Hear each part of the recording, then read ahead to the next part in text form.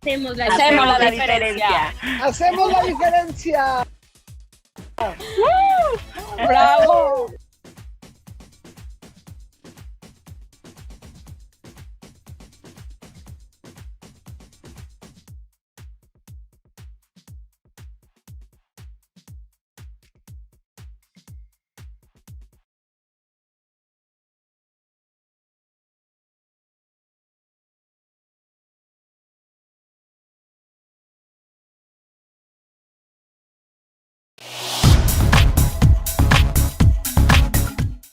Cuando fui víctima, las personas eran indiferentes.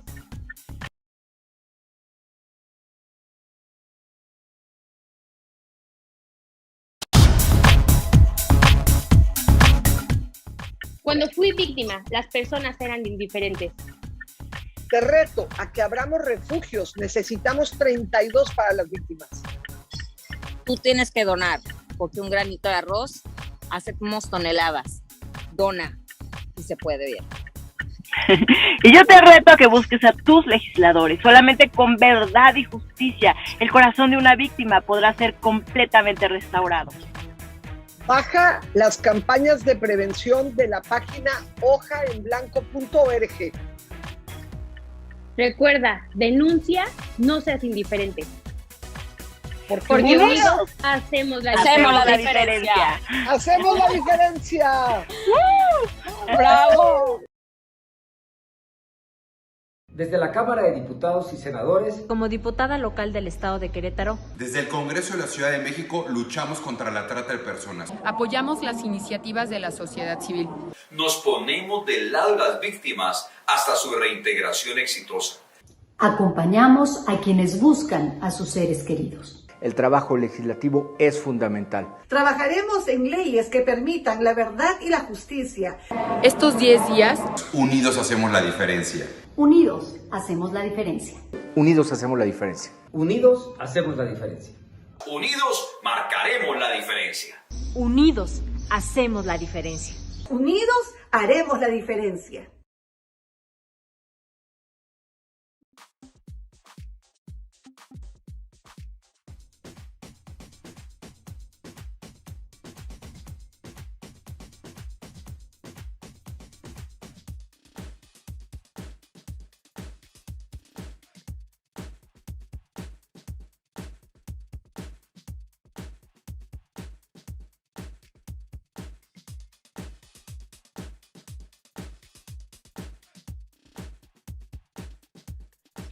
Pues bienvenidos hoy a esta mesa sobre trabajo digno durante estos 10 días de activismo contra la trata. La trata de personas no solamente es un tema sexual, como mucha gente entiende cuando escucha la palabra trata de personas. Tiene mucho que ver también con las metas que se propusieron en septiembre de 2015. Más de 150 jefes de estados y gobiernos reunidos en la Asamblea General de las Naciones Unidas, donde estuvieron de acuerdo que el trabajo decente es un factor clave para alcanzar una globalización justa y reducir la pobreza. Y este se incorporó a los 17 Objetivos del Desarrollo Sostenible, que incluyen desde la eliminación de la pobreza hasta el combate al cambio climático, la educación, la igualdad de la mujer, la defensa del medio ambiente o el diseño de nuestras ciudades. En concreto, el objetivo 8 de la Agenda 2030 insta a promover el crecimiento económico sostenido, inclusivo y sostenible, el pleno empleo productivo y el trabajo decente, y será un ámbito de actuación fundamental para la OIT, para la Organización del Trabajo y sus mandantes. Si bien nuestros objetivos no son jurídicamente obligatorios, sí se espera que los gobiernos los adopten como propios y establezcan marcos nacionales para su logro. Estamos más que agradecidos a quienes hoy participarán en esta mesa, que son expertos, que son personas además totalmente comprometidos con los seres humanos, nos consta, y de verdad quiero agradecer en especial pues a quienes han logrado tantas cosas para nuestra nación ya, como Daniela. De verdad es un honor que estés con nosotros. de verdad que durante muchos años he seguido tu trayectoria, lo que has logrado para las chicas que trabajan en casas, 2.200.000 que me constan. Ayudamos a una chica que la trajeron de Oaxaca y la tuvieron como una esclava literalmente, y tantas personas que viven en esa situación y que hoy tienen derechos, hoy ya tienen derechos por fin después de tantas décadas de luchar por ello. Y agradecer, por supuesto, a cada una de las ponentes. Mónica, Marisol, gracias por estar aquí. Sé que ustedes son gente increíble que lucha maravillosamente. Mildred, hemos estado leyendo sus currículums y de verdad es un honor, un placer. Pero en especial, Rafa, cuando te conocimos como una persona trabajando para el gobierno, como tantas que hemos conocido, sobresaliste por el amor que siempre tuviste por cada una de las víctimas, porque siempre has estado pendiente de ellas. Eres el primero. Se descompuso la licuadora y todo el mundo subimos en redes sociales porque no hay dinero suficiente para las casas de refugio. Y el primero, bueno, estoy diciendo, quedándome corta, ha mandado lavadoras, ha mandado camas. Bueno, de verdad, Rafa, gracias de parte de cada una de las víctimas, porque eres un hombre maravilloso. Y cuando tomaste además esta bandera que hacía tanta falta del trabajo digno, de luchar por los trabajos, por los derechos de los trabajadores, no sabes cómo veo la congruencia, y sé que lo vamos a lograr, Rafa. Sé que vamos a lograr un México donde toda la gente que trabaje tenga esos derechos. Lo vamos a lograr gracias a gente como tú y, por supuesto, gracias a gente como Carla de la Cuesta, que también obviamente sabe que este es un derecho que tiene todo el mundo y que ha luchado desde el momento en que ella pues salió adelante y abrió las alas, y pues desde Alas Abiertas, que es una de las organizaciones hermanas de 10 días de activismo contra la trata, pues queremos dejarle la conducción. Y pues aquí vamos a estar escuchándoles. Que Dios les bendiga y muchas gracias por este tiempo que van a dedicar al mundo para combatir la explotación laboral, el trabajo forzado y todas las cuestiones de mendicidad y de que lastiman a los seres humanos. Gracias a cada uno que valora a los seres humanos. Vamos a dejar la indiferencia y vamos a caminar a un México más justo. Gracias. Muchas gracias, Rosy. Gracias, pues desde luego en primer lugar a ti, ¿no? Porque este movimiento y esta lucha, pues creo que sin duda para un mundo entero, y bueno, me considero en primer lugar, pues eres el ejemplo, ¿no? De esa valentía que se requiere cuando luchas con algo que es un crimen tan grave y que lastima tanto al mundo y en este caso a México. Y para mí también es un honor poder presentar al maestro Rafael Adrián Abante Juárez, porque también me consta todo lo que siempre le pedimos y que siempre dices, ya me da pena, va a parecer que nada más se lo estamos pidiendo a él porque es el que siempre nos responde, ¿verdad? Dices, ay, qué pena, ya es mucho encaje, pero de verdad que es muy bonito ver esos corazones tan hermosos. Y bueno, tiene por supuesto un currículum tremendo, licenciado en Derecho por la Escuela Libre de Derecho, maestro en Derecho en la UNAM, diplomado en Economía, muchísimas cosas. Yo tuve el gusto de conocerlo cuando pues tuve la oportunidad de verlo como subsecretario de Derechos Humanos en la Secretaría de Gobernación, pero también estuvo pues haciendo un gran trabajo como subsecretario del Trabajo en la Secretaría de Trabajo y Previsión Social. Bueno, es una larga lista de logros, de cosas que lo avalan, pero además yo le robé una frase, porque el año pasado en uno de los foros que siempre tan amablemente nos acompaña, dijo algo que a mí se me quedó muy grabado. Maestro, le robé la frase, ni modo, pero es que se me quedó grabado en el corazón cuando dijo, esta es la era de la dignidad.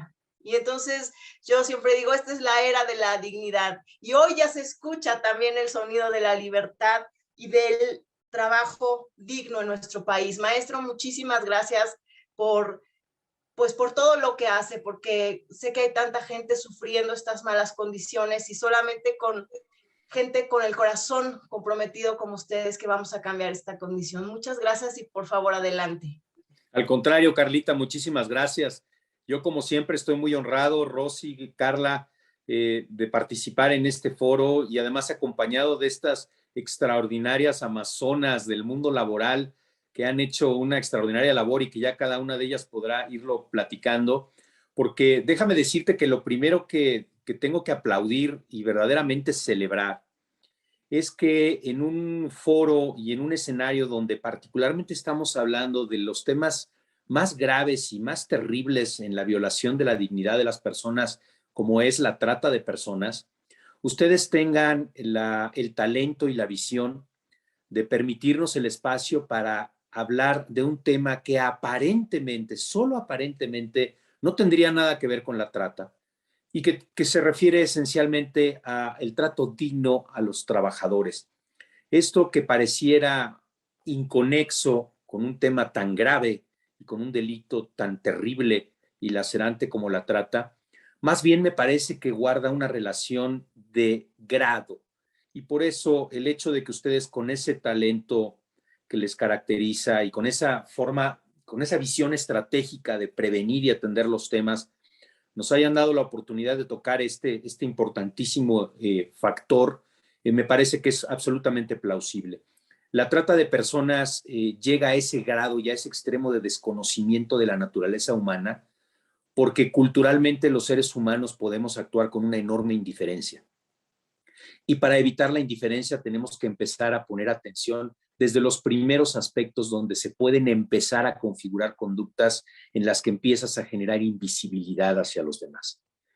Un escenario, un espacio donde esto se materializa en forma muy cruda es el centro de trabajo.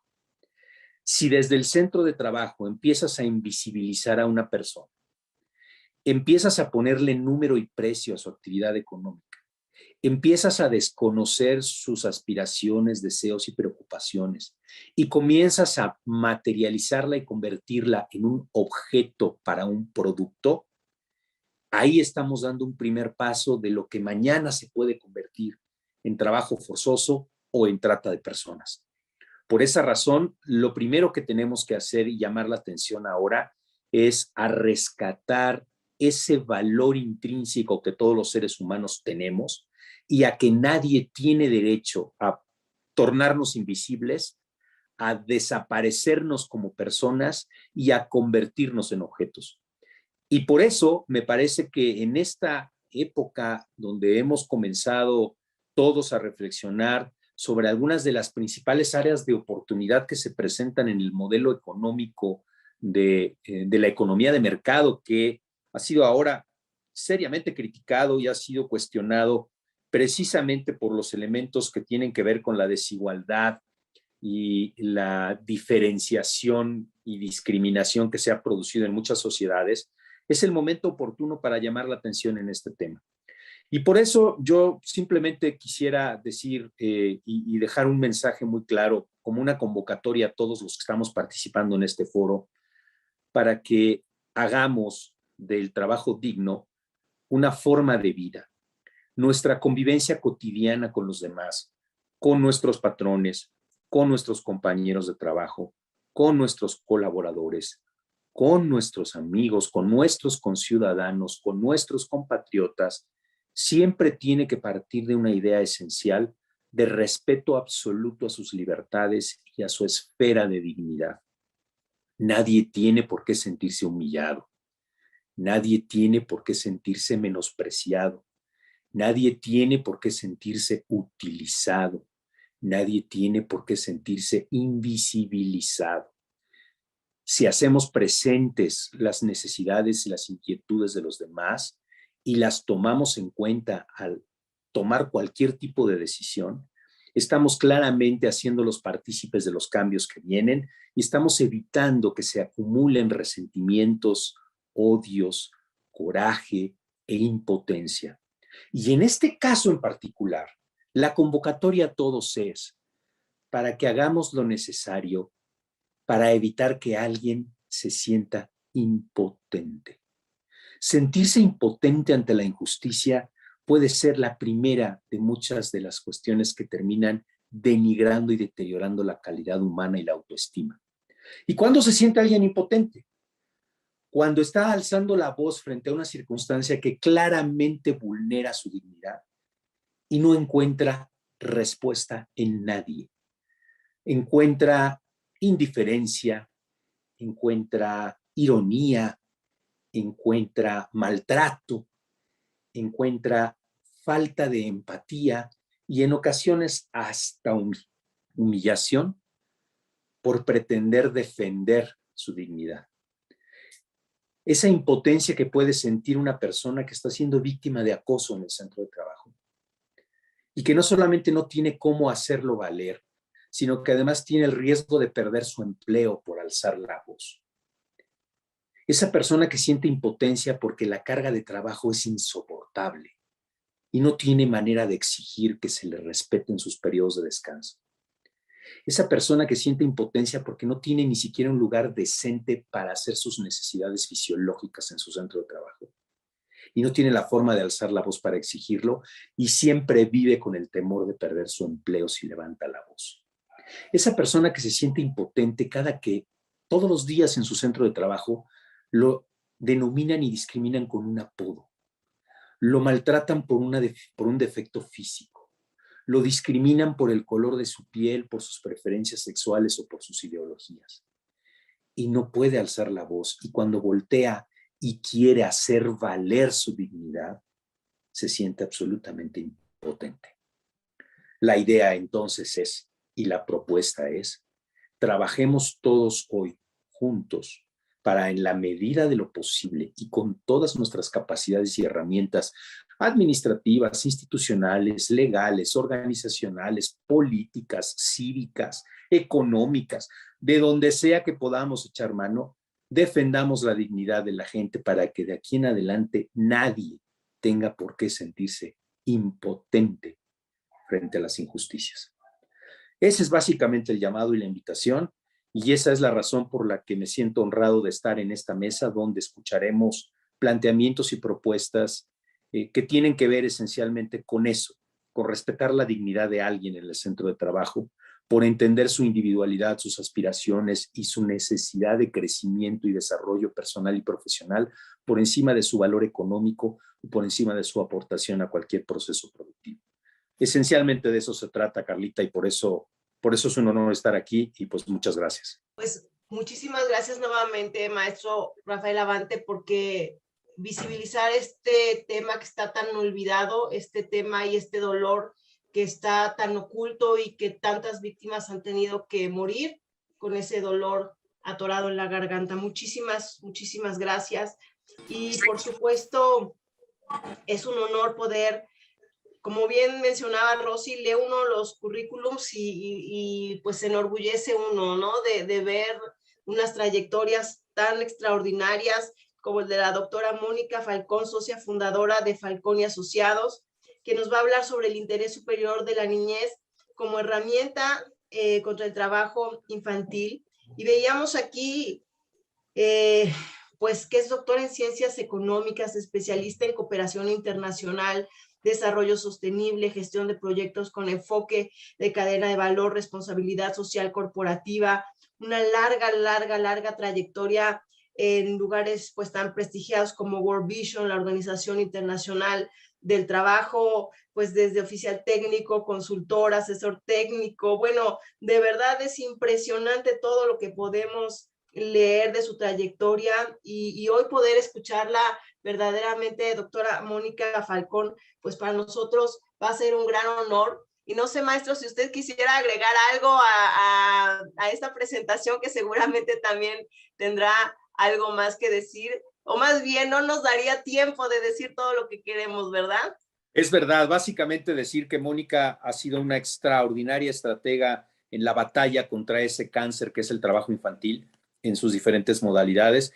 Yo tuve oportunidad de conocerla desde que era servidor público y me consta el esfuerzo y la entrega con la que ella buscaba siempre que desde las actividades gubernamentales nos sumáramos a ese llamado, a ese clamor que tenían desde la Organización Internacional del Trabajo y diferentes organizaciones no gubernamentales para que pudiéramos todos ponerle un alto al trabajo infantil. Entonces, tiene una enorme experiencia y después ella se vinculó particularmente con la industria del azúcar, donde hicieron una extraordinaria labor y crearon incluso ahí toda una dinámica para poder combatir el trabajo infantil. Entonces, claramente es una voz muy calificada para hablarnos de ese tema. Pues adelante, doctora. Gracias, bienvenida. Gracias, muchísimas gracias. Gracias sobre todo por el espacio. Muchas gracias, Rosy, por darnos este espacio. Bueno, qué decir también del maestro Abante, siempre apoyándonos y además, como todas, hemos tenido muchas oportunidades de colaborar con él y bueno, para mí también es un gran mentor en esta trayectoria. Y básicamente sí me gustaría aprovechar este espacio, sobre todo también por una cosa que decía muy bien y dibujaba muy bien Rafa, ¿no? Desde los espacios de trabajo, cómo podemos contribuir, pero incluso también desde ciudadanos de a pie, cómo podemos contribuir. Cuando hablamos de trata, sí, posiblemente es como la punta del iceberg, es lo que más se ve, pero cuando vamos hacia abajo, cuando vamos hacia esta parte y que las historias inician desde esa posibilidad de buscar un ingreso, pues ahí define nuestra trayectoria y puede acabar en una trata que es de las peores cosas que queremos evitar. Entonces, justamente hay dos ventanas, me parecen muy importantes, que nosotros podríamos voltear a ver y con lo que podríamos contribuir. Si bien desde los espacios de trabajo hay veces que nosotros decimos, bueno, finalmente en un espacio de trabajo, sobre todo en lo formal, sobre todo cuando existe todo este paraguas de cumplimiento normativo y donde la mayoría de los que también nos escuchan y de los que nos siguen, y sobre todo a este movimiento que cada vez se hace más visible afortunadamente, seguramente ellos dirán, bueno, pues en mi espacio de trabajo, en las empresas en donde he podido trabajar, en las organizaciones en donde he podido desarrollarme, pues no hay trabajo infantil, no hay niños ni adolescentes que estén realizando actividades forzosas o que estén realizando actividad laboral. Sin embargo, también hay una posibilidad que abre y por eso es como la ventana que a mí me gusta como poner en las dos partes. No solamente se trata de eliminar el trabajo infantil, de prevenirlo, de erradicarlo, sino también se trata sobre todo de poner el interés superior de la niñez ante todo. Y ese es un concepto fundamental que si bien vino a generarse en los años 80, finales de los años 80, sobre todo con el convenio de la niñez en 1989 en el artículo 2 y artículo 3, principalmente el artículo 3 que habla sobre todo de poner los derechos de los niños, el salvaguardar sus derechos como niñas, niños y adolescentes frente a cualquier decisión, y sea en el ámbito público, sea en el ámbito privado, pero salvaguardarlos. Por eso es tan importante ese concepto, porque cuando vemos esto versus lo que todavía nos falta, ¿no?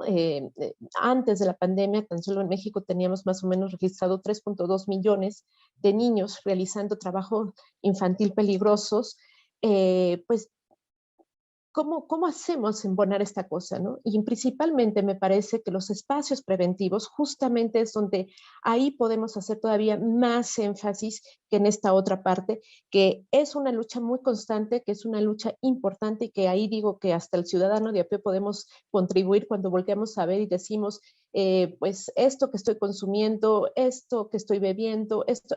¿Qué viene detrás? ¿No? Ahí es donde como ciudadanos de a pie podremos también incluso hacer decisiones.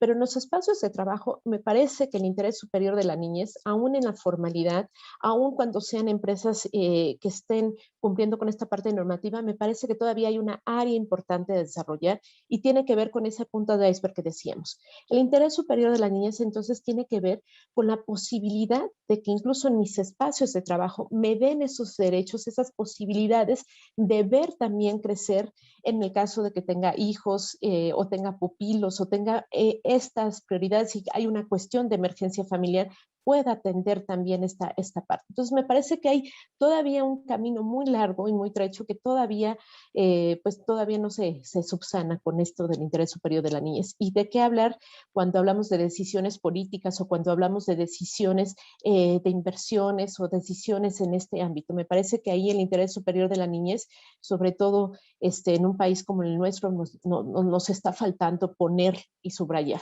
¿no? Entonces, claro, cuando no visibilizamos la importancia de darle al interés superior de la niñez es su lugar, aun cuando sea una empresa, aun cuando quiera invertir, me pregunto, ¿qué estoy haciendo si estoy violentando en el espacio, por ejemplo, que estoy creando algún ámbito urbano, alguna arquitectura, si no estoy violentando, por ejemplo, algunos de los puntos o algunos de los derechos o esparcimiento que pudieran tener los niños, o también estoy promoviendo.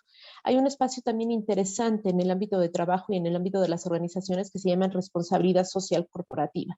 Y en esa también hay una gran ventana de oportunidades en donde podemos vincular a que realmente la responsabilidad social corporativa se vea hacia la propia organización y hacia su propia cadena. Y creo que ahí hay una clave importante en el interés superior de la niñez. Versus lo que todavía nos combate mucho, que es el tema del trabajo infantil. Antes de la pandemia, teníamos estos datos. Hoy sabemos que los efectos de la pandemia nos están dejando todavía un escenario mucho más crítico, mucho más doloroso, y por eso es tan importante voltear a ver si realmente nosotros estamos contribuyendo desde ese punto de vista, ¿no? El trabajo infantil, y creo que también eso es muy importante subrayar en estos momentos, me parece que hay muchas decisiones que de pronto en el ámbito político y también en el ámbito privado de pronto se toman y no se consideran conceptos que son fundamentales. Trabajo infantil peligroso es toda aquella actividad que está violentando los derechos de las niñas, niños y adolescentes. Y muy importante subrayar ahí los factores que están llevando a que haya esa violación. Me parece también que esa es otra de las cosas importantes a subrayar, y creo que eso es de las cosas que más de pronto se subestima, ¿no? Muchas veces se dice, bueno, al final las condiciones o los factores que a mí me gusta más llamarle como los factores de la vulnerabilidad. Y eso tiene que ver más con una parte como interna, ¿no? Sí, el sexo, sí la edad, sí la nacionalidad, sí la discapacidad y el estatus migratorio. Por supuesto que individualmente me dan unas determinadas condiciones o me pueden poner en una situación de vulnerabilidad. Pero también hay otros factores que tienen que ver más con lo externo, que ahí me parece que también tenemos todavía una gran brecha, ¿no? Tiene que ver con la violencia, tiene que ver con la delincuencia, tiene que ver con la desigualdad de género, tiene que ver con los cambios socioeconómicos, con las pocas oportunidades educativas y la baja empleabilidad que hay en esos entornos. Y en todos esos entornos, lastimosamente, lo que nos ha traído también la pandemia es exacerbar estos factores externos, y pues lo que nos lleva a preocuparnos, y por eso subrayo mucho la importancia de que en la iniciativa privada y también obviamente en la iniciativa pública, pero sobre todo en la iniciativa privada, donde estamos fomentando el trabajo digno, volteemos a ver el interés superior de las niñas.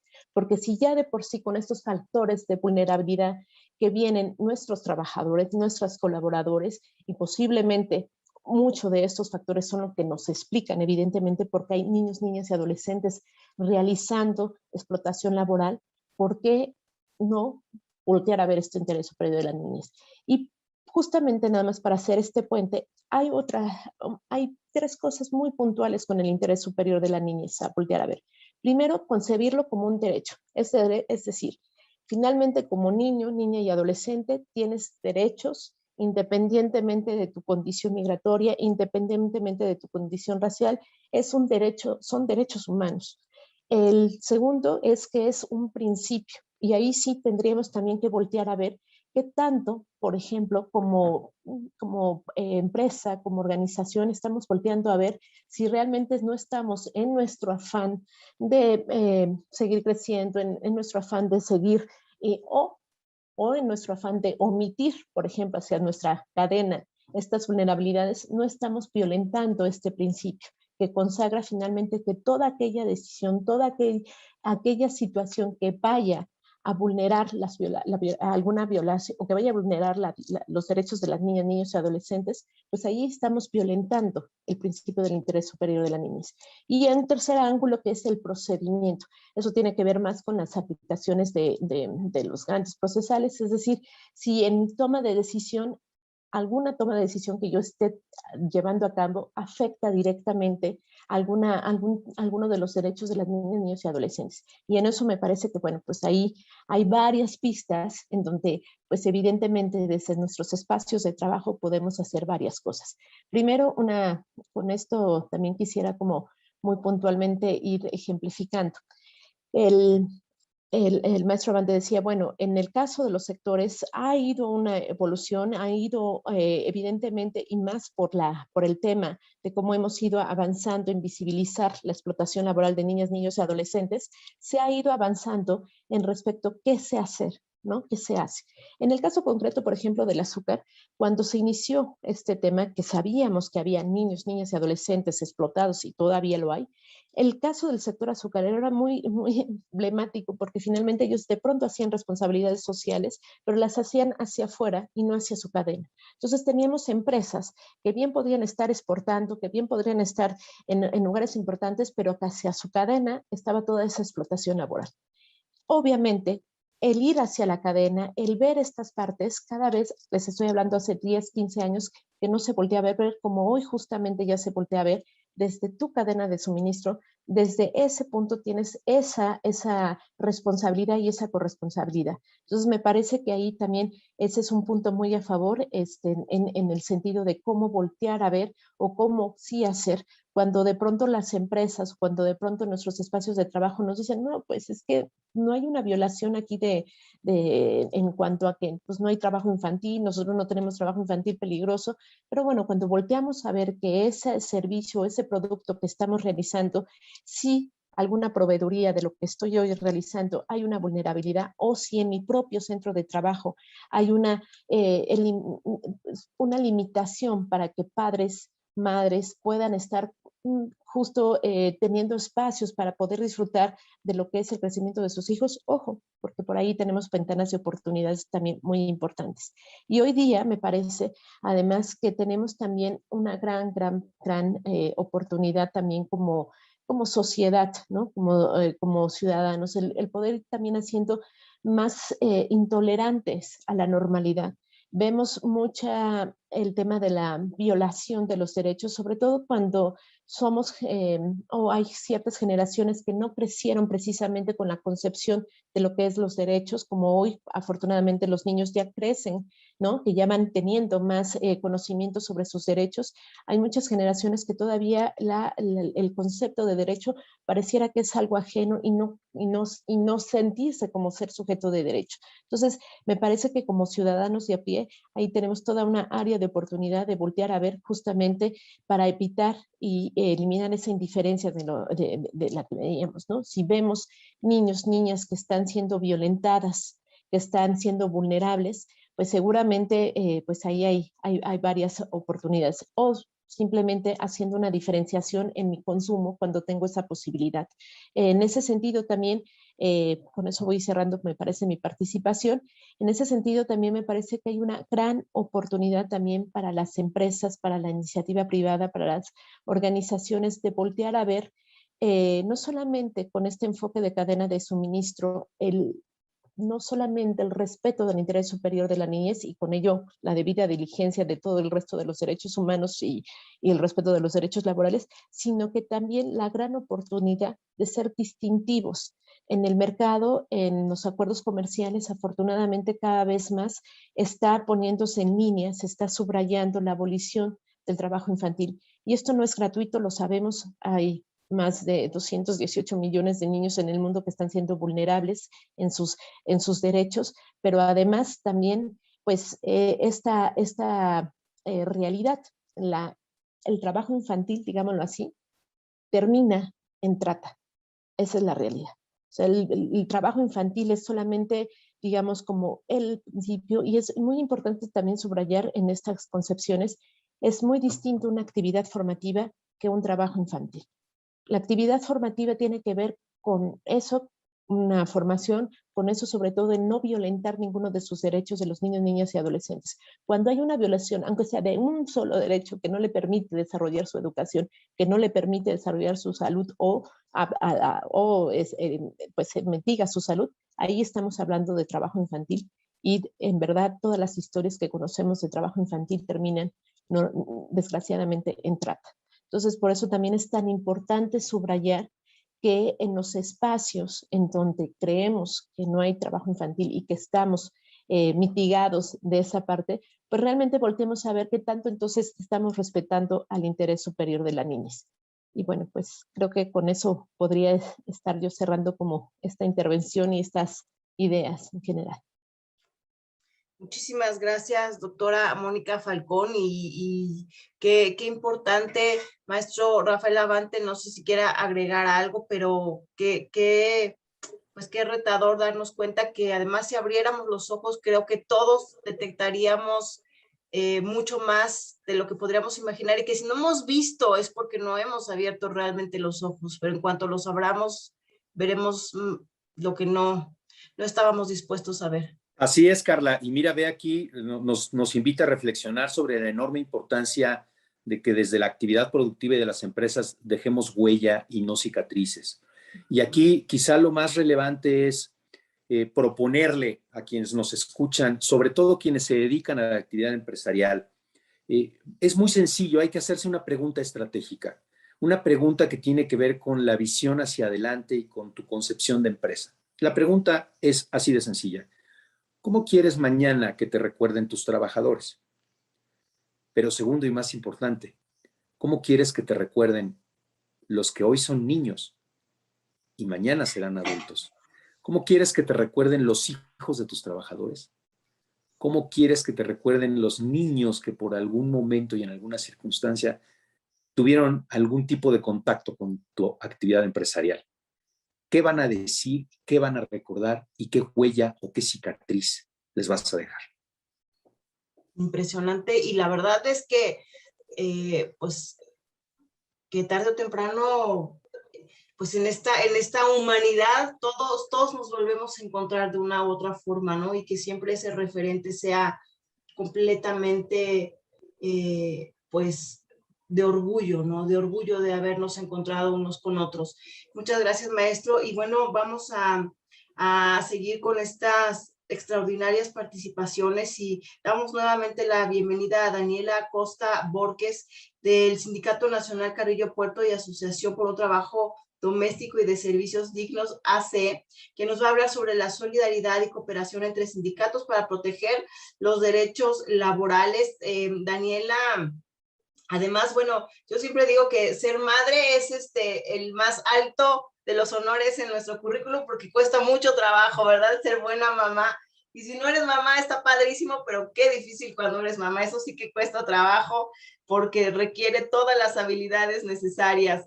Pero ella, además, tuvo la oportunidad de formar parte de la primera generación que ingresó y egresó de la Escuela Nacional de Formación de Cuadros Sindicales de la Confederación Revolucionaria de Obreros y Campesinos. Y bueno, también, como todos ustedes, con una pues lista muy importante de acciones. Por ejemplo, el sexenio pasado estuvo como secretaria en la Comisión Nacional de Equidad de Género y Acción Femenil, así como en la Subcomisión de Derechos Económicos, Sociales y Culturales de la Secretaría de Gobernación. Y bueno, pues adelante, por favor. Qué interesante pues tener quien defienda los derechos de los trabajadores, porque la verdad es que cuando no tienes quien te defienda, qué duro, qué complicado, y te quedas completamente desarmado. Yo creo que muchos, tal vez la mayoría lo hemos vivido. O sea que muchas gracias por esta labor tan importante. Daniela Acosta, adelante, por favor, bienvenida nuevamente.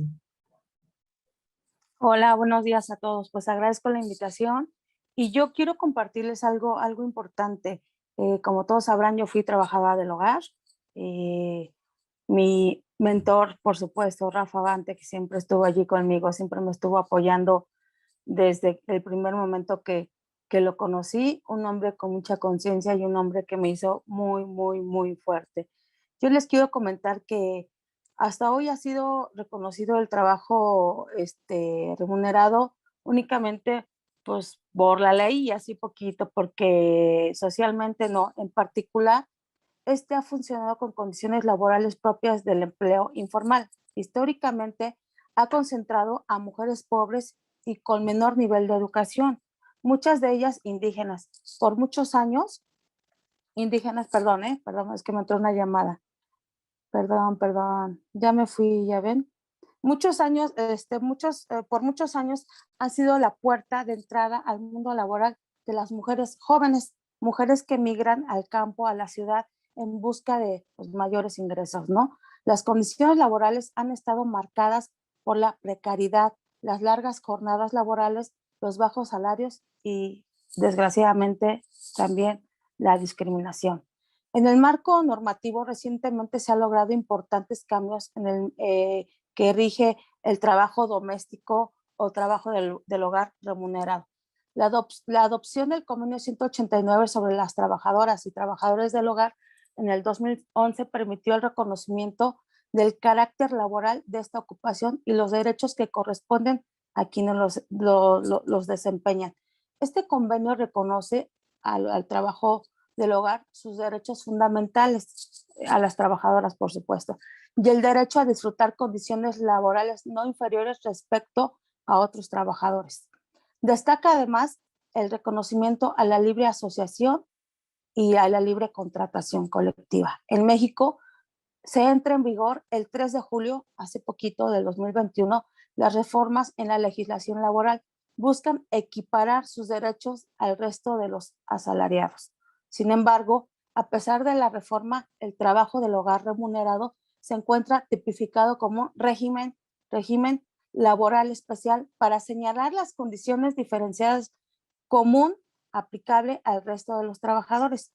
Esto es importante que quiero enfatizar. En la Ley Federal del Trabajo, si bien hay avances, por supuesto que sí, aún existe la necesidad de diferenciar entre el trabajo del hogar, trabajo doméstico remunerado de entrada por salida con un solo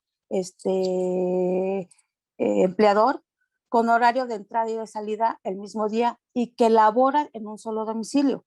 También existe, por supuesto, trabajo del hogar, el trabajo que es entrada por salida con varios patrones, varios empleadores, varias horas a la semana en varios domicilios, y también los que son de planta, viven y trabajan en la misma casa, que por las propias circunstancias en que se elabora en una u otra modalidad hay diferencia en cuanto a la jornada laboral, en que ambas modalidades no reportan los mismos deberes ni obligaciones para empleadores y empleados, ni suponen las mismas restricciones, en modo que si una definición y una distinción jurídica clara no pueden incorporarse a una misma valoración en el marco de la ley. Esto es preocupante.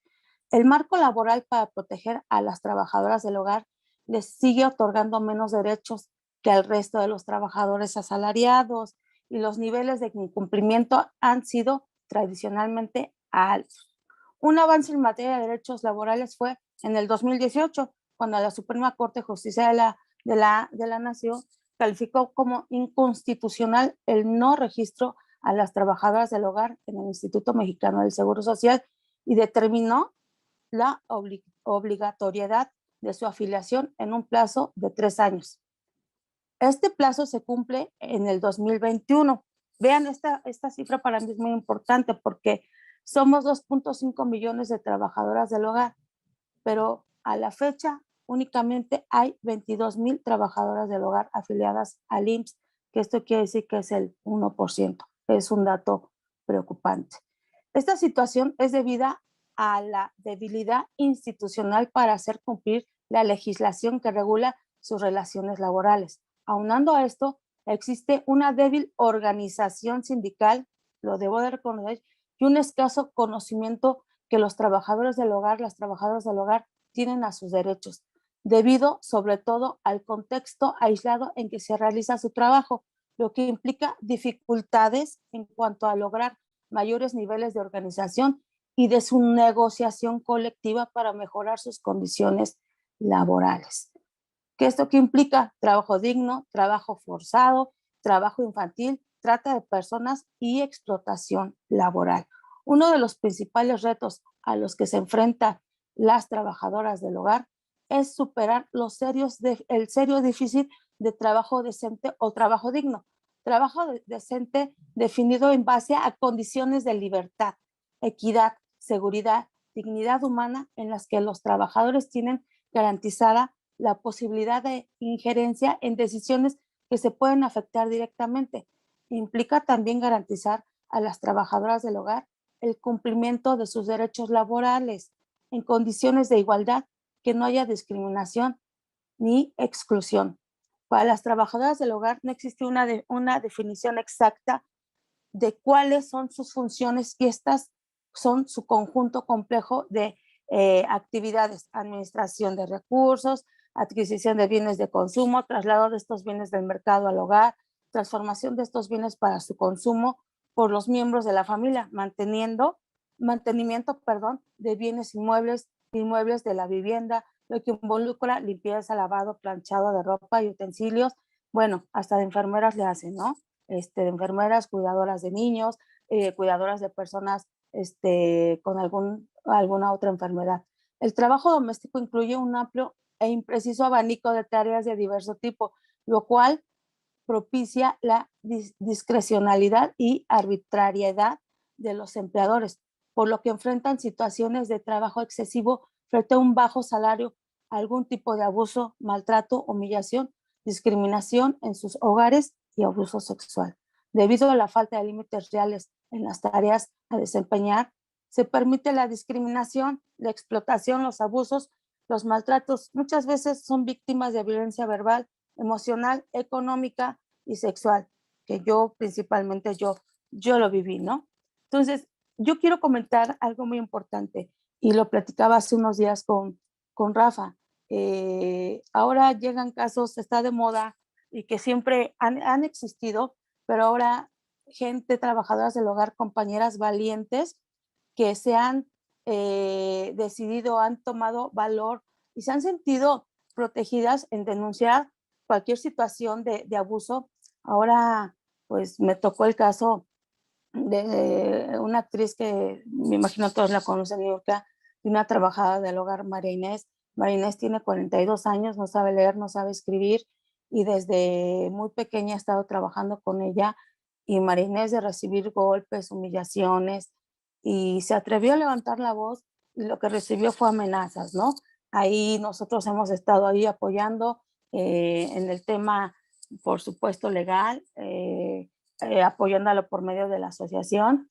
Llega otro caso de este actor, o no sé qué sea, Poncho de Nigris, donde 2 trabajadoras del hogar, también 2 compañeras que son de aquí de la Ciudad de México, se las llevó a Monterrey por un descuido de él por subir a ingerir drogas, a fumar marihuana.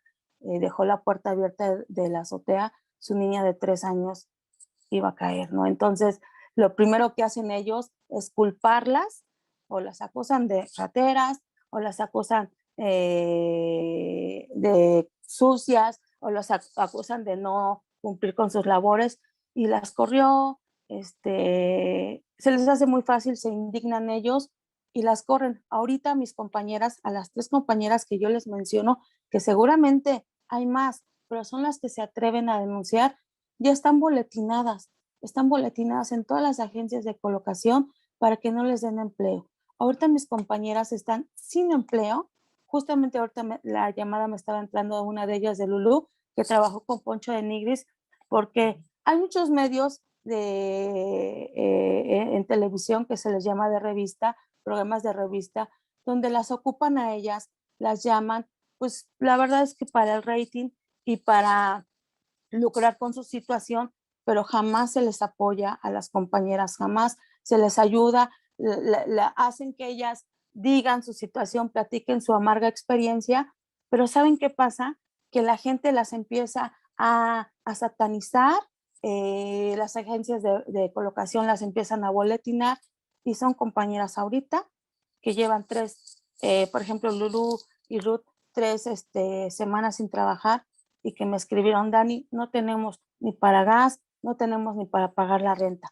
María Inés está amenazada, no sabe leer, no sabe escribir. Entonces, yo creo que yo aprovecho este foro y de verdad lo agradezco profundamente a todos, a Rosy, Carla, a Rafa, a Moni, a todos ustedes, que me ayuden a pasar la voz y ayudarme a que pues no satanicen a mis compañeras. Si ellas se atreven a levantar la voz, lo reconozco, son muy valientes. ¿Cuántas no lo hacen? Y ellas que se atreven, pues las ponen ahí en el baúl, ellas comen, ellas son mamás, ellas tienen pues derecho a seguir laborando, ¿no? Entonces, yo con todo esto que les acabo de mencionar, yo propongo y tengo unas conclusiones, ¿no? Que comentar que para mí es importante. Uno, se requiere no solo reformar la Ley Federal del Trabajo y la ley del Instituto Mexicano del Seguro Social para que el sector de las trabajadoras del hogar remuneradas esté protegido y gocen de derechos como cualquier otra trabajadora o trabajador, porque también hay compañeros. Dos, es necesario fomentar la creación de sindicatos de trabajadoras y trabajadoras del hogar, analizando los obstáculos para su sindicalización, como, por ejemplo, las modalidades de su trabajo, el que cada trabajadora labore en un hogar diferente, que el domingo sea el día de descanso más común y puedan pasar ese día con su familia en lugar de trabajando con actividades sindicales, entre otros. 3. Debemos desarrollar programas de educación formal y no formal para trabajadoras del hogar. Y 4. Visualizar y atender la situación de desventaja social y económica en la que la mayoría de las trabajadoras del hogar, mis compañeras, laboran. Yo hasta aquí quedo con esta pequeña intervención, pero para mí lo principal es evidenciar y crear conciencia en demás gente, pasar la voz y decir que mis compañeras, y si hay oportunidad, que me ayuden a que ellas puedan tener trabajo. Son mujeres trabajadoras, son mujeres que yo conozco y que trabajan bien, son mujeres que llegó la hora, como dijo Rafa, es la hora de la era de qué, perdón, Rafa, no, se me fue ahorita, lo repitió Carla, lo dijo De la ahorita dignidad. Carla, de la dignidad, exactamente. Yo siempre les digo a ella, por eso se llama así la asociación que represento, por un trabajo doméstico y de servicios dignos. Yo creo que llegó el momento, si ellas están levantando la voz, yo me uno a su voz de mis compañeras, yo les pido a ustedes que también se unan conmigo, por favor, a levantar la voz. Y Rafa, tú en el tema laboral, que tú te la sabes súper bien, te lo preguntaba, yo creo que hay que regular las agencias de colocación para que no hagan esto, no satanicen a las compañeras por levantar la voz, por maltrato.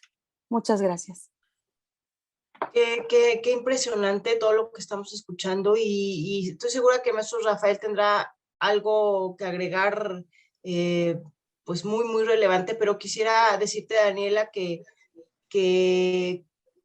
pues si me es posible y tengo la oportunidad, me gustaría tratar de apoyar a estas chicas que si en algo podemos usar a los medios de comunicación, pero que sean cosas muy específicas para que, como tú dices, realmente sirvan, o sea, que no sea un bien para el medio, sino por lo menos de entrada sea un bien para entender, comprender y sensibilizar sobre la causa, para regresarles esta también oportunidad a ellas de pues resarcirles de alguna manera ese nombre que se les quita cuando se les pues exhibe de una manera en la que ellas no pueden defenderse, y entonces me gustaría poder servir y si así lo consideran prudente, pues que podamos estar en contacto más adelante, porque creo que los medios de comunicación para eso deben de servir, no para tener más rating, sino para servir justamente. Entonces estoy a tus órdenes y espero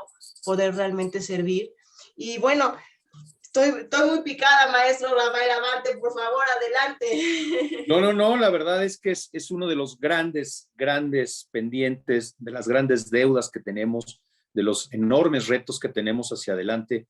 En el caso del trabajo del hogar, es donde a veces más fácilmente podríamos visualizar la facilidad con la que se trasciende la esfera de la dignidad de alguien.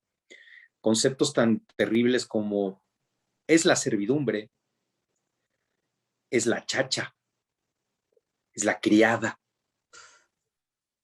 ¿Cómo es posible que llegue un momento en el que en una figura que está ahí para ganarse la vida a partir de una actividad económica remunerada, encontremos el espacio para desahogar nuestras frustraciones, para descargar el mal humor, para alimentar nuestra pereza y para desentendernos de las cosas? No puede ser que la trabajadora o el trabajador del hogar sea el culpable de todo, sea el responsable de todo, tenga que hacer todo y tenga que atender las necesidades de sus patrones por encima de las necesidades básicas propias. Y en eso yo creo que Daniela no nos dejará mentir, y todos hemos vivido o tenido alguna experiencia así. ¿Cómo es posible que a veces un hijo, una hija, encare a su mamá o a su papá y le diga, ¿cómo es posible que sufras, te dediques de tiempo completo para atender a los hijos de tus patrones? Y para mí no tienes tiempo. Y la respuesta es mi trabajo. Se puede contrarrestar con la respuesta de la niña o del niño diciendo es mi dignidad. Y ni tú ni tu patrón tienen por qué pasar por encima de mi dignidad. Y fíjense, aquí está otra vez la impotencia, la discriminación, el interés superior de la niñez, la libertad sindical, todos esos temas aquí también están presentes. La seguridad, lo que acabamos de escuchar. Y finalmente, cuando se necesita y se clama por el apoyo y se alza la voz, se le estigmatiza. Y entonces ahora está boletinada, nadie contrata a esta chacha porque es un problema. Es una mujer conflictiva. ¿Por qué? Pues porque no se dejó echar la culpa de algo. ¿Cómo puede ser esto? De ese tamaño es el reto. Terrible. Y además noto que, como bien decía maestro, culturalmente hay una forma tan denigrante de hablar, y a veces estamos tan acostumbrados que incluso personas que tú sabes que son excelentes personas, que son de calidad, pero están tan acostumbrados a decir la sirvienta, la no sé qué, y tú dices, culturalmente la gente se acostumbró a hablar de esta manera, pero definitivamente creo que lo primero que debemos erradicar, el que culturalmente nos parezca normal usar términos pues que son completamente fuera de lugar, ¿no? Entonces, de verdad, insisto en aplaudir esta labor tan extraordinaria.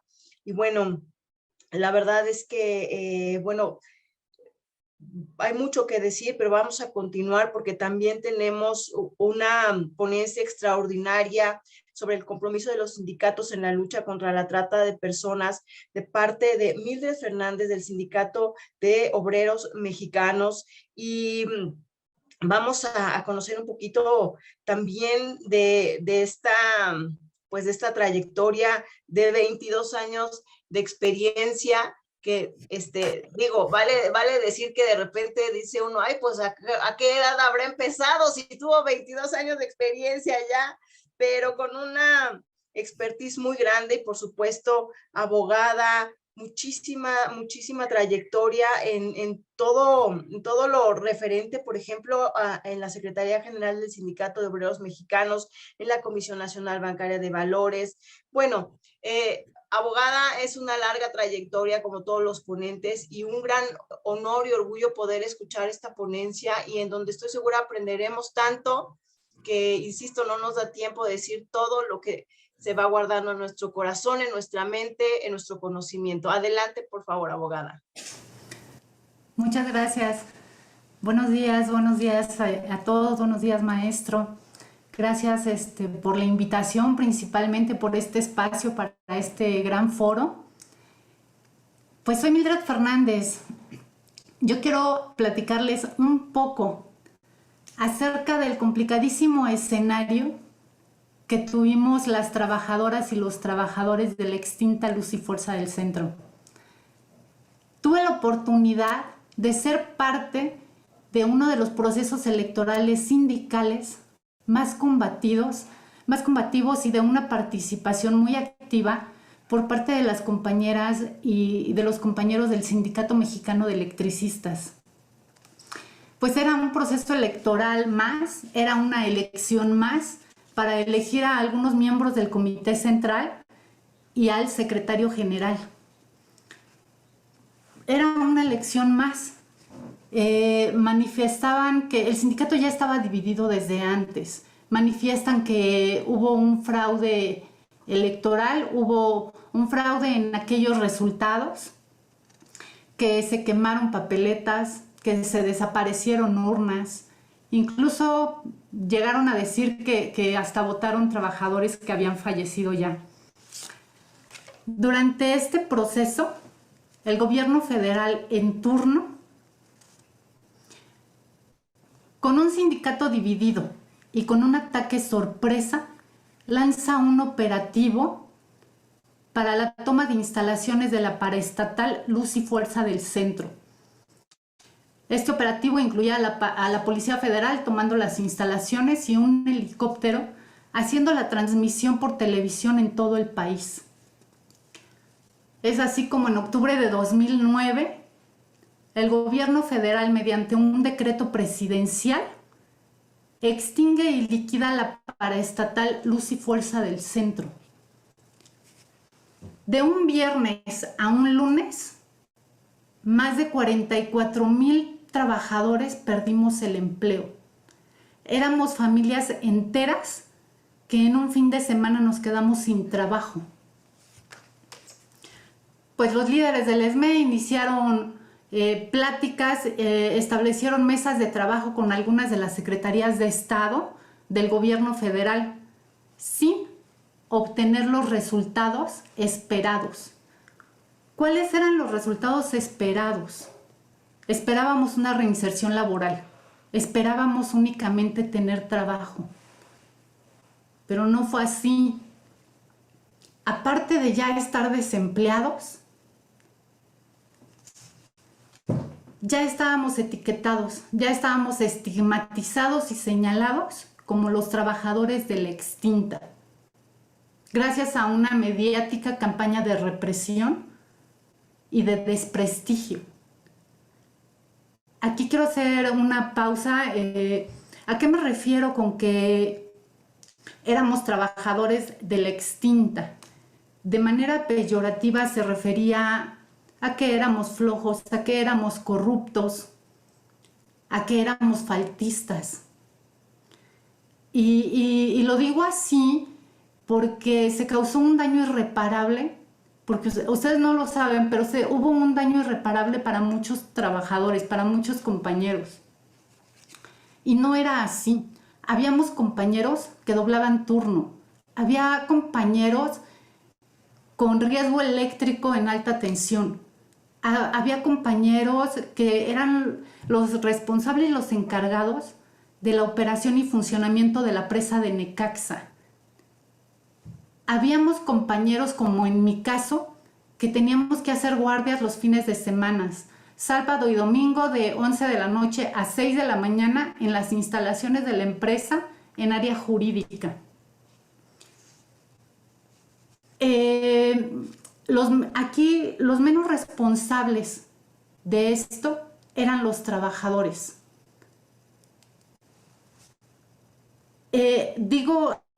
Éramos los trabajadores electricistas. Digo así porque era una empresa que tenía a su cargo la prestación del servicio público de energía eléctrica en la zona central del país desde 1903 y el área conurbada. Habíamos carpinteros, habíamos secretarias, habíamos personal administrativo, contadores, abogados, dibujantes, linieros, compañeros de cables subterráneos. Habíamos profesionistas y también había profesionales con muchos años de experiencia, incluso generacional. Durante todo este tiempo, muchas compañeras y muchos compañeros se enfermaron, tuvieron comportamientos de ansiedad, de depresión. En lo familiar hubo muchísimos divorcios y también hubo muchos abandonos por parte de sus parejas. Lamentablemente también hubo compañeros que, pues al no tener un ingreso económico y al sentirse rebasados por sus deudas, se quitaron la vida. Los trabajadores que lograban encontrar un trabajo eran sometidos a constantes presiones en sus áreas laborales. Los que lograron entrar a Comisión Federal del Trabajo eran etiquetados como los trabajadores de la extinta. Hubo compañeras que aprobaron su examen para estar en un centro de trabajo, en Comisión Federal, y eran rechazadas en el examen médico por tener semanas o meses de embarazo. Al darnos cuenta de que los resultados no se daban en forma colectiva, sino en el mejor de los casos para unos cuantos de los trabajadores, es cuando decidimos unirnos para acabar con más señalamientos, con más etiquetas, con más discriminación. Y es cuando le damos vida al Sindicato de los Obreros Mexicanos. Legal y moralmente constituido para la defensa de los derechos colectivos y en busca de un trabajo digno. Y hacemos referencia al trabajo digno porque la dignidad no está en el dinero o en lo material. El modo económico no es lo que se le atribuye a la dignidad. Aunque sea un salario bien remunerado, si se presenta un acto de discriminación, de violencia, de acoso, deja de ser un trabajo digno. Hemos logrado incorporar a algunos de nuestros compañeros en el sector privado, otros al sector público y unos más a las empresas de los mismos compañeros que ellos crearon. Hoy en día es un sindicato pues para todo aquel trabajador que esté en busca de un trabajo digno, de mejorar sus condiciones laborales y con ello mejorar sus condiciones de vida, o que haya tenido alguna situación de violencia laboral. Pero también quiero mencionarles que como mujer ha sido complejo, ha sido bastante complejo. Equidad de género implica ser tratados con el mismo respeto en cualquier aspecto de la vida cotidiana, salud, trabajo, educación. Implica tener los mismos beneficios, los mismos derechos e igualdad de oportunidades. Pero sabemos que desde una perspectiva histórica y laboral, la participación de la mujer ha sido considerada siempre como marginal. Y la historia del sindicalismo no puede entenderse sin la historia de las mujeres, siempre presentes pero insuficientemente reconocidas. Nosotros queremos una atmósfera laboral sana, equitativa, libre de acoso, libre de violencia. Queremos el reconocimiento pleno de nuestros derechos, una remuneración imparcial y oportunidades de crecimiento.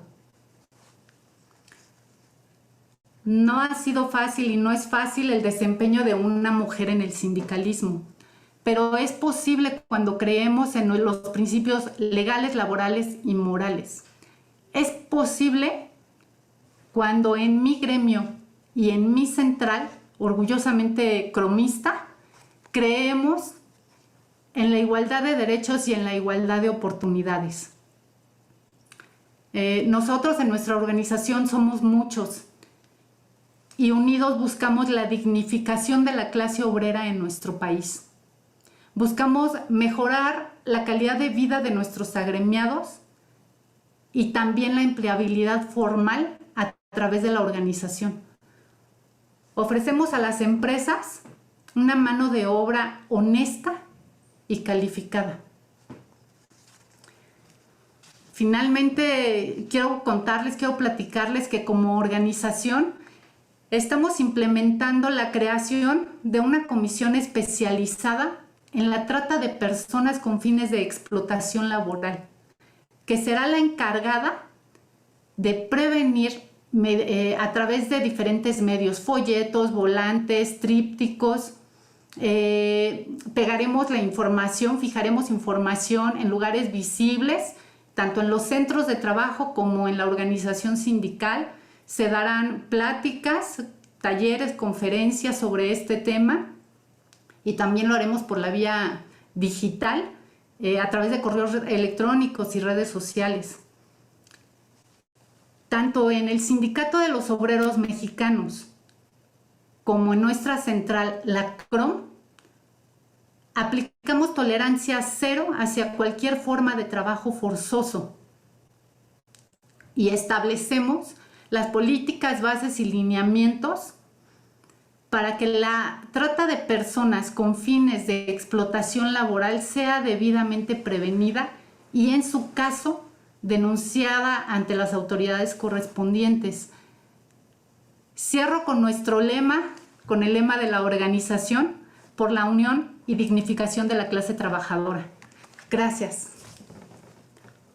Muchísimas gracias, Mildred Fernández, abogada y con una experiencia y además que nos recuerda y nos nuevamente nos deja en la conciencia todo lo que es tan importante seguir haciendo, porque como es tan relevante en la vida de un ser humano su estabilidad laboral, que sean cumplidos sus derechos, que todo lo que puede derrumbarse cuando esta situación también es vulnerada, maestro Rafael Abante, tantas cosas que están alrededor de la vida laboral de un ser humano.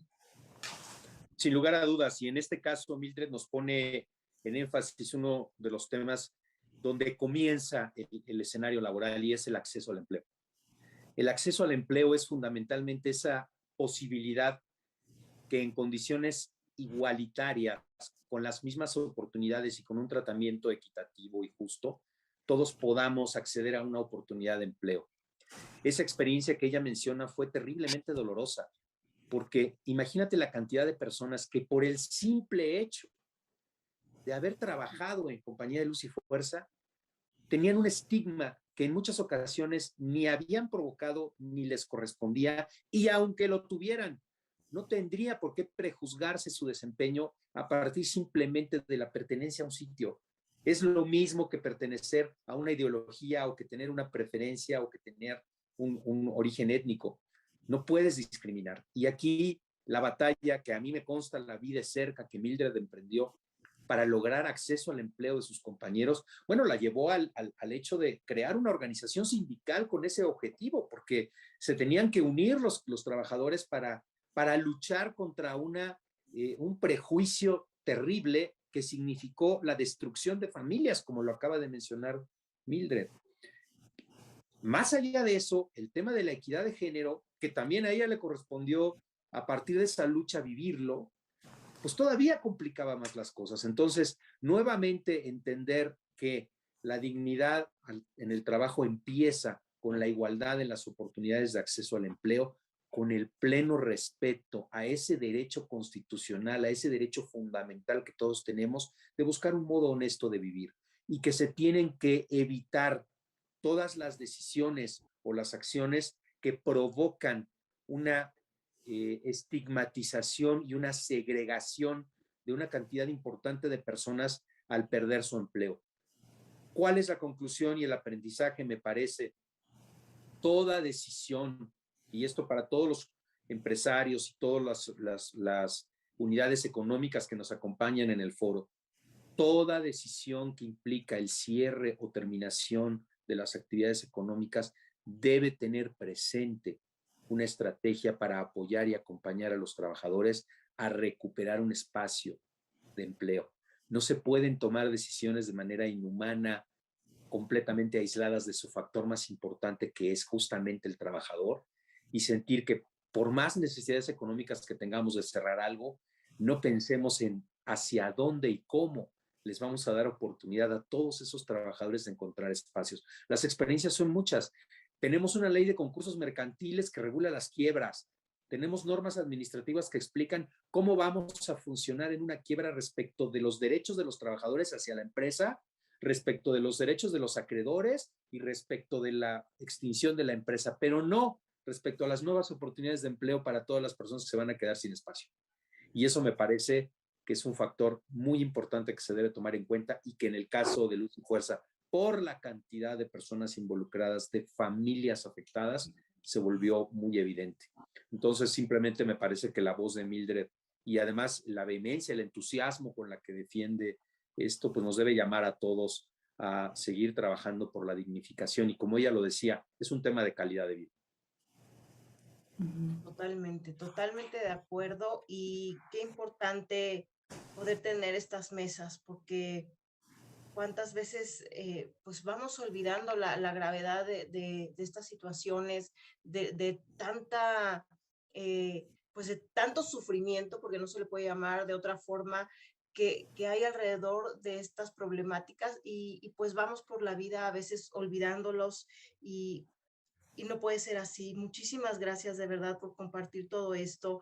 También, bueno, pues vamos a cerrar con broche de oro esta mesa que pues vamos a tener tantas reflexiones y tantas acciones que necesitamos seguir todos los que estamos escuchándolos y que queremos abrir aún más los ojos. Vamos a cerrar, pues les decía, con broche de oro con Marisol Herrera Cisneros. Y maestro, no sé si guste agregar algo en este momento, pero ella es licenciada en Derecho por la Universidad Nacional Autónoma de México, con una gran cantidad de diplomados, por ejemplo, sobre reformas constitucionales y legales al Poder Judicial, en el juicio de amparo, también diplomado de Derecho Sindical Nacional, Secretaría del Trabajo y Previsión Social, en juicio de amparo, en Derecho Laboral, también actualmente cursando el doctorado en Derecho Laboral en el Instituto de Posgrado en Derecho. Maestro Rafael Abante, estoy segura que quiere agregar algo muy importante antes de escuchar esta importante ponencia. Por supuesto, sin lugar a dudas, Marisol es, me parece, en muchos sentidos, una de las mujeres juristas más doctas y conocedoras del mundo sindical. Ella lo vivió muy de cerca, personalmente vivió muchos de los fenómenos sindicales a su interior y después como mujer emprendió toda una batalla pues primero por sacar adelante a su familia y por darse una actividad específica una vez que perdió a un extraordinario sindicalista que era su pareja. Y ella emprendió la batalla contra muchos estigmas y ha demostrado su capacidad como mujer, como abogada y como sindicalista para hacer ver temas y retos que hay en el mundo sindical. Una mujer estudiosa, una mujer tenaz, pero sobre todo y lo más importante, honesta y humana. Y por eso yo creo que lo que Marisol nos pueda compartir, déjenme decirles que me costó un poco de trabajo convocarla porque Marisol es muy discreta, no le gustan los reflectores, pero me parece que tiene cosas muy valiosas que decir y que aportar. Y yo de verdad le agradezco mucho que haya dado ese paso para participar en este foro y compartirnos su experiencia. Pues gracias por la hermosa presentación. No hay otras palabras. Gracias por eso. Es un honor estar con ustedes, es un honor estar con estas mujeres tan valiosas y con Rafa, al que queremos tanto todos. Bien, a mí me gustaría empezar, como siempre, mis pláticas y estas charlas que tengo con mis clientes, con mis amigos, que hay que ser optimistas. Hay que ser optimistas porque tenemos un gran camino por delante y hay que ver todas las cosas que ya se han hecho, todas las cosas que cada una de ustedes han hecho, lo que hay de futuro. No estamos hablando de que las cosas estén perdidas, estamos hablando de hay mucho por delante. ¿De qué se trata esto? Se trata, ¿cuál es el dilema? Hay que saber visibilizar, saber dónde está el punto de quiebre o dónde está el punto de avance. La parte del tema de la libertad sindical. Cuando me han pedido en otros foros, en otras charlas, cuando he tenido la fortuna de participar con ellos, es que siempre les digo, bueno, ¿y qué es lo que les queda a los sindicatos hacer? No estamos hablando de los sindicatos que provocaron que viniera la reforma laboral. No estamos hablando de los sindicatos que son, que tienen contratos blancos, no. Tenía que mencionarlo, pero no es bueno hablar en estos foros de este tipo de personas morales. Vamos a hablar de los sindicatos como los que yo tengo la fortuna de representar y tengo que decirlo con nombre y apellido porque son el sindicato de Coca-Cola de la Ciudad de México que tiene años de ser un sindicato totalmente activo, del sindicato de hospitales, que es un sindicato nacional increíblemente, que tiene nada menos que al Hospital Ángeles, al Hospital ABC, al Sanatorio Español, o sea, nada menos. Y sindicatos industriales como el sindicato de autobuses Primera Plus del Bajío. Y tengo cualquier otra cantidad de clientes. ¿Y por qué? Porque desde un principio, cuando empezamos a trabajar, Les dije, aquí lo que necesito es honestidad. Aquí necesito que dejen atrás, que dejen a un lado sus cuestiones de sus contratos de protección, sus contratos, todo esto no entra. Aquí lo que vamos a hacer es trabajar. A mí me pidieron dar una plática en el Senado hace ya un tiempo y la verdad es que me sorprendieron porque la invitación era para gente del medio, para líderes sindicales, y yo no soy líder sindical, yo soy abogada, pero dije que con todo gusto. ¿Y saben cuál fue pues la parte nodal de mi plática? Fue a ver, compañeros sindicalistas, dejen de quejarse y pónganse a trabajar. ¿Qué es lo que tienen que hacer ahora? Bien, esta libertad sindical sí es para ustedes, es para los líderes, pero sobre todo la libertad sindical es para los trabajadores. ¿Qué es lo que está pasando ahora? ¿Qué es lo que va a pasar? Les dije, porque estábamos hablando de la reforma constitucional apenas, todavía no estaba la reforma a la ley reglamentaria, estábamos en 2017, más o menos. Pues, ¿qué es lo que va a pasar? Que ahora la representatividad, esas gentes, esas personas, esos trabajadores que dicen representar, los van a tener que tener de veras. Y si ya los tienen, los van a tener que mantener. ¿Cómo van a mantener esta representatividad? A través de trabajo arduo. ¿Cómo vamos a poder hablar de una auténtica libertad sindical?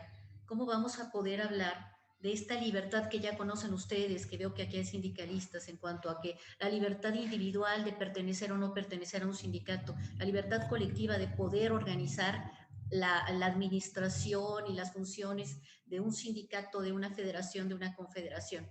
¿Cómo vamos a poder salir adelante? ¿Cómo vamos a poder representar todos estos ejes centrales de las organizaciones internacionales como la OIT? Pues nada, que el derecho a la libertad y a la seguridad de la persona, por ejemplo, van a ser prioritarios, que el derecho a la dignidad humana en el trabajo son prioritarios, no hay otra cosa, porque estamos hablando de derechos humanos como el derecho de reunión y el derecho al trabajo. Hay cosas que no pueden dejarse de un lado y tenemos que visibilizar. ¿A qué vamos? Que bien, primero, estas organizaciones que represento pues ya son democráticas desde hace mucho tiempo, pero quizá no alcanzaban a ver en su justa dimensión qué es esto de la dignidad, porque simplemente era el intercambio de yo voy a trabajar y me van a pagar un salario. ¿Hasta dónde llega o hasta dónde se puede ver la línea delgada entre la prestación de un servicio personal subordinado y la dignidad? Como bien lo han dicho todas ustedes, es una línea muy delgada, pero ahí está, es cuestión de sentido común. No hay que ser doctor en derecho, no hay que ser especialista para darse cuenta dónde está el punto de quiebre de hay o no dignidad, porque respeto a la equidad de género, y no solamente en cuanto a hombres y mujeres, ustedes lo saben.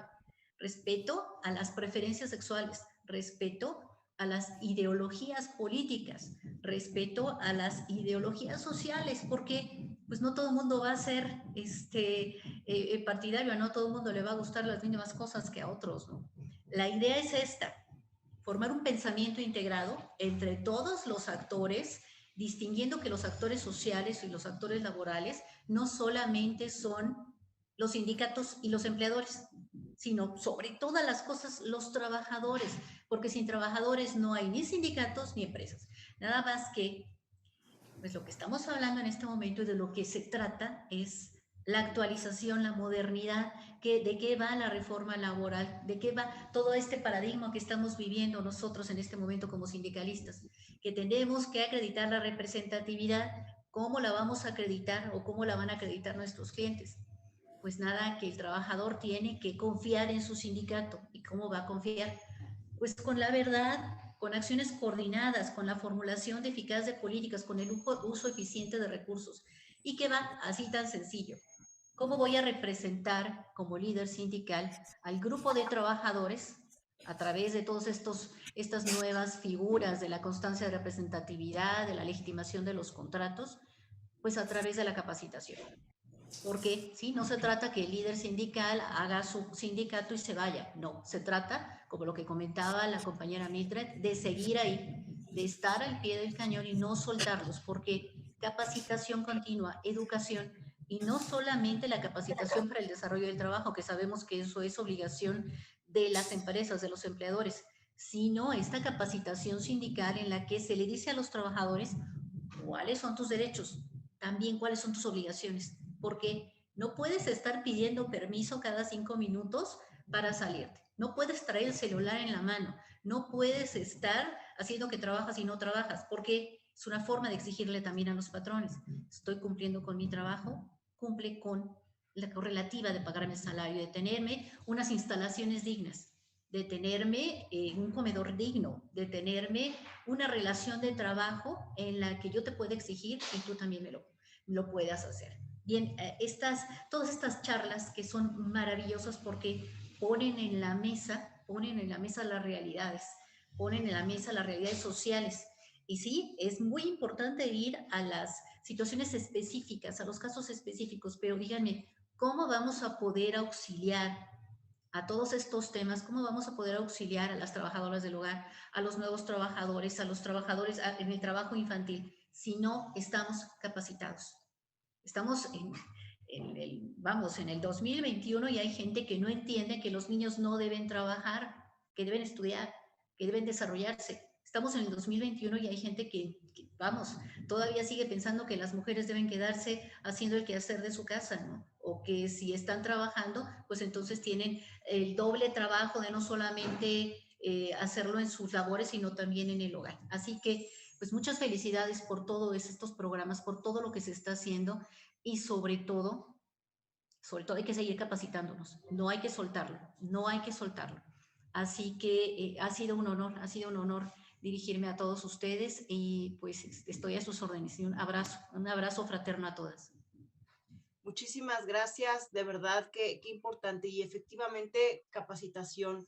Yo siempre digo en mi organización que la información, el conocimiento es algo que me dio alas y a lo mejor suena muy romántico, muy poético, pero es la verdad. La información, el conocimiento, la preparación te da alas para realmente ser libre, para realmente volar, para realmente emprender lo que quieres emprender, para defender tus derechos. Entonces la capacitación, la educación, el conocimiento, sin duda, son la base para poder erradicar todo este tipo de conductas. Maestro, pues no hay sin duda mejor persona para cerrar este evento tan importante que usted y por supuesto pues en lo que a mí respecta agradecerles a cada uno de ustedes. Para mí en lo personal ha sido verdaderamente y profundamente enriquecedor y estoy segura que para todos los que nos están escuchando y a nombre de todos los que nos están escuchando estoy segura que hay un gran gracias para cada uno de ustedes. Gracias, maestro Rafael Abante, por favor. Al contrario, sin duda Marisol pone el énfasis sobre un aspecto fundamental. Las organizaciones sindicales tienen que ser parte de la solución, no parte del problema. Quienes asumen el reto, el formidable reto, el compromiso moral de alzar la voz en representación de sus compañeros, debieran tener terminante, estrictamente prohibido utilizar esa posibilidad para ser parte del problema y abusar de sus compañeros. ¿Cuántas veces no hemos visto a un trabajador haciendo antesala para poder hablar con su líder? ¿Cuántas veces no hemos visto prácticas jerarquizantes y humillatorias más drásticas que las de la empresa entre las jerarquías sindicales? ¿Cuántas veces hemos visto disputas encarnizadas por posiciones sindicales en las que poco importa la dignidad, el amor propio o el prestigio de un compañero con tal de desplazarlo de una posibilidad? ¿Y todo por qué? Por entender el liderazgo sindical como un espacio de poder, no como un espacio de servicio. El sindicalismo está para servir, no para capitalizar. Está para representar los intereses, no para servirse de los intereses de sus compañeros. Por esa razón, el sindicalismo tiene que cambiar y asumir un auténtico rol dignificante para que verdaderamente contribuya, sí a hablar por el otro, pero también a empoderar al otro. No es que asuma el monopolio de la representación de alguien ante su situación de vulnerabilidad. Es asumir ese rol para eliminar esa situación de vulnerabilidad y empoderar al compañero para que pueda hacer valer sus derechos fundamentales aunque no me necesite. Ese es el verdadero papel del sindicalista. Finalmente, y para todos los que nos ven y nos escuchan, yo les daría 4 reglas muy sencillas, que son reglas de vida, que tienen como hilo conductor a la dignidad, pero que en el centro de trabajo, en la actividad sindical y en el desempeño de nuestras labores con nuestros compañeros, con quienes estamos haciendo quehacer productivo hoy y también quehacer de vida, son fundamentales. Son 4 aspectos muy sencillos que debemos tomar como reglas de aquí en adelante. 1, no humillar, nunca humillar. 2, no abusar, jamás tomemos ventaja. 3, no maltratar, todos somos iguales. Y 4, no dañar. Cualquier actividad que hagas, pásala por el filtro de daña o no daña. Si daña, no lo hagas, no lo hagas.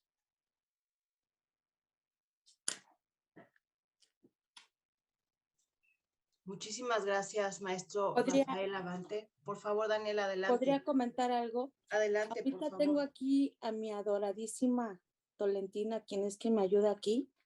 Tengo, escucha el audio. Y aquí anda, se le están saliendo las lágrimas por lo que dice Rafa, porque mi Tole ha sufrido de mucho maltrato. Tole tiene una dificultad para hablar y ha sido víctima de mucho abuso, de mucho maltrato.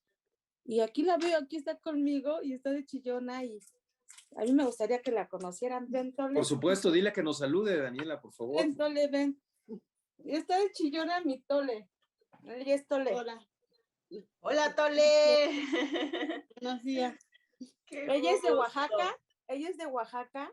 Desde muy chiquita se vino aquí a la Ciudad de México. Ha tenido empleadores mala onda, mal plan, pero aquí estamos haciendo equipo y la quiero mucho a mi Tole. Aquí estamos aquí.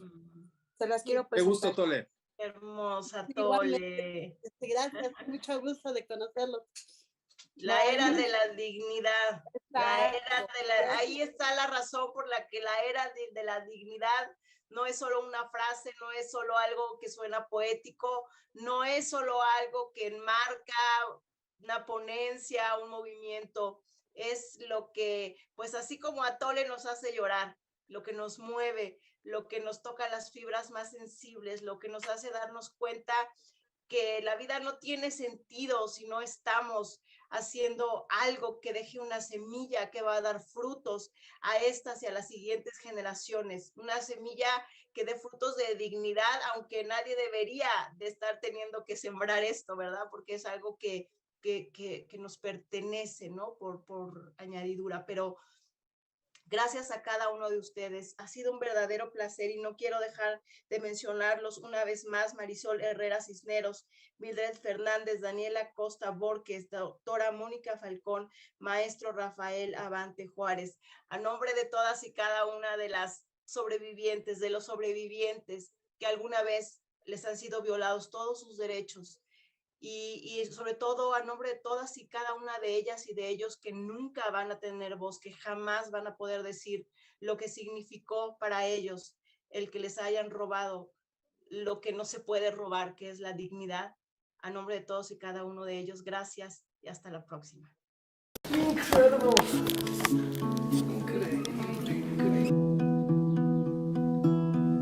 Yo soy María Isabel, tengo 18 años, soy originaria de Guatemala. A los 4 años yo me quedo sola. Llegó en un cierto punto que yo empecé de vagar de casa en casa. Cuando yo me salí en Cancún, encontré a mi papá verdadero. Me lo encontré en un parque. Iba todo bien, hasta que una vez él me emborrachaba, él me daba de caguama de tomar y yo me quedaba dormida. Y cuando despertaba con un dolor enorme de las piernas porque él me vendía con señores. Y así hasta que una vez yo desperté. Y cuando yo despierto había un señor encima de mí y yo lo empiezo a forcejear con él. Al lado mío había tal vez una botella, le golpeo en la cabeza, se rompe la botella. De ahí me salgo y de ahí huyo de mi papá. De ahí yo llego al DIF de Cancún. Me canalizan el 1 de diciembre del 2008, la fecha que que se convierte en mi cumpleaños porque no sé cuándo nací. Cuando llegué al refugio aproximadamente tenía 6 años. Del refugio me ha dado seguridad, me dieron alimento, me dieron cobijo, me dieron una familia, porque cuando llegué ahí mi sueño era ser adoptada, era tener una familia. Actualmente estoy estudiando la prepa. Llegar al refugio salvó mi vida. Ahora que estoy en él, he cumplido sueños, he ganado batallas en mi vida. Cambió mi vida haber llegado ahí. Tengo sueños, tengo metas de las cuales estoy cumpliendo. Esta es mi historia y así como yo hay niños y niñas más pequeños que vivieron de la misma manera o peor que lo que yo viví y necesitan la ayuda de ustedes, que ustedes puedan ser ese bastón para ellos para poder crecer, así como otras personas fueron mi bastón en su momento. Tú también puedes ayudar a niños y niñas como Isa. Con tu donativo estás salvando vidas. Ellos y ellas necesitan una nueva historia, necesitan escribir en una hoja en blanco. Muchas de estas niñas y niños hoy tienen carreras, maestría, su propio negocios, gracias a personas como tú. Ayúdales.